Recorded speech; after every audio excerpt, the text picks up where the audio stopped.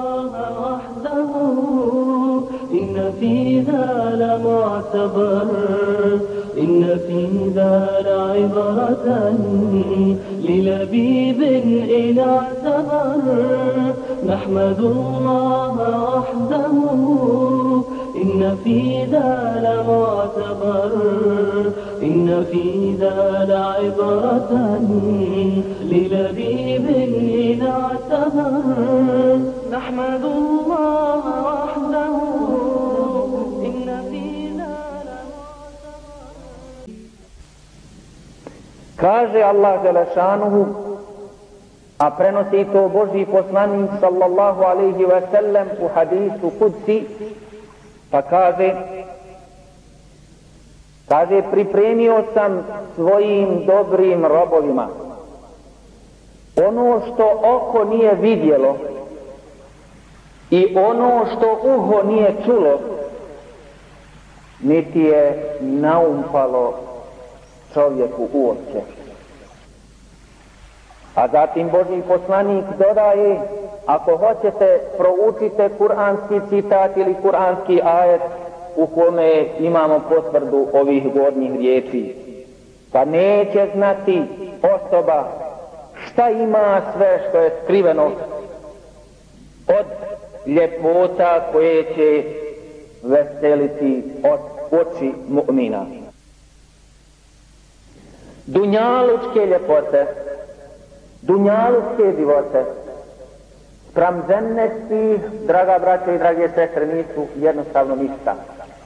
Samo možemo preko toga da pojmimo ljepote, odnosno da ih čujemo, da čujemo za njih, ali vrijednosti ne mogu se porediti nikako. Pamet, draga braćo, ne može obuhvatiti, ne može shvatiti vrijednosti tog dženneta. Kaže od Sehl bin Sada Es-Saidija, prenosi se da je Božji poslanik sallallahu alaihi wa sallam rekao, samo jedno mjesto koliko može bit jedan da zakači u džennetu vrijednije od dunjaluka i onoga što ima na dunjaluku. Zato ulazak u džennet i spas od džehennema je pravi, najveći spas i najveća vrijednost. Kako će biti taj ulazak u džennet, draga braćo? Prije svega, sreća ulaska u taj džennet bit će ogromna. Ulazite grupa za grupom, ponosno, autoritativno, gospoda. Idu ka džennetskim uživanjima i kad dođu do džennetskih vrata, otvaraju se džennetska vrata, a na doteku, na dobrodošlici, meleci. Plemeniti meleci čestitaju sretan dolazak nakon ispita i nakon straha koje će proživjeti čovjek dok je na ispitu i prije nego što ide u džennet. Kaže se u suri Az-Zumar, وَسِيقَ الَّذِينَ اتَّقَوْا رَبَّهُمْ إِلَى الْجَنَّةِ زُمَرًا. Ići će oni koji su bili bogobojazni, ići će u grupama ka džennet i kada dođu do dženneta otvarat će se džennetska vrata.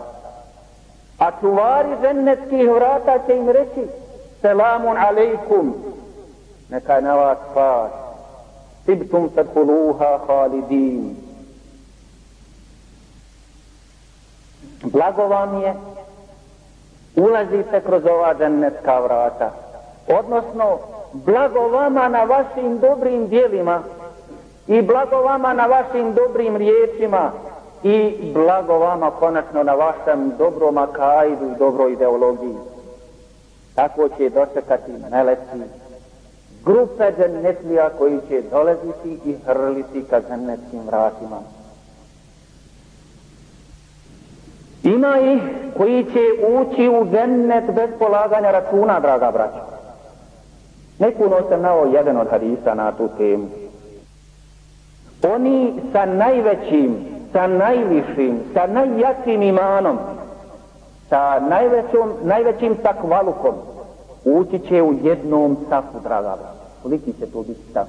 U jednom safu, odjednom, da pređe liniju dženneta, svi će ući. Kaže se u hadisima da će taj saf ljudi, kaže, svijetlit će kao pun mjesec najvedrije noći. إن في ذا لمعتبر إن في ذا لعبرة للبيب إن اعتبر نحمد الله وحده إن في ذا لمعتبر إن في ذا لعبرة للبيب إن اعتبر نحمد الله وحده. Od Ebu Hureyre radijallahu anhu se prenosi da je poslanik alejhi selam rekao: prva grupa ljudi koja uđe u džennet blistat će u sjaju kao što je mjesec u noći Bedra. Zatim oni koji ih budu slijedili bit će kao blistava zvijezda na nebu. Zatim oni postaju od bića koji neće osjećati za biološkim potrebama. Posuđe će im biti od dragog kamenja. Znoj njihov će imati miris miska. Njihovo ponašanje bit će jedinstveno ponašanju jednog od sinova Ademovih, a bit će visokog uzrasta. U drugoj predaji kaže se da između njih neće biti razlika, niti će njihova srca osjećati neku mržnju među sobom. Biće jedinstveni u veličanju i slavljenju Allaha dželešanuhu jutrom i večerom, a njihove žene bit će džennetske hurije. إن في ذا لمعتبر إن في ذا لعبرة للبيب إن اعتبر نحمد الله وحده. Ebu Hureyre radijallahu anhu je rekao: rekli smo: o Allahu poslaniče, priča nam nešto o džennetu i njegovoj konstrukciji. A on je rekao: njegovi zidovi su od zlata i srebra, a sastav građe od miska. Kamen je od bisera, drago kamenja. Zemlja je mirisna, ko u njega uđe, osjetit će svu ljepotu i neće osjećati tugu. Trajno će živjeti i neće umirati. Njegova odjeća se neće mijenjati, niti će njegova mladost prolaziti.